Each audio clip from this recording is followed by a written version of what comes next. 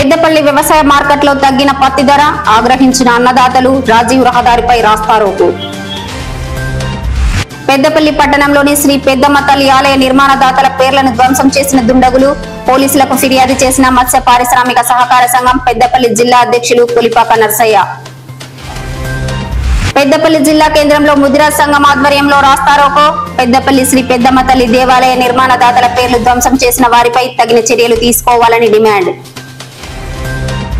పెద్దపల్లి పట్టణంలో సిబిఎస్ఈ నుండి అఫిలియేటెడ్ పొందిన ఏకైక పాఠశాల Trinity school of learning. Trinity విద్యా సంస్థల అకాడమిక్ డైరెక్టర్ దాసర్ మమతారెడ్డి.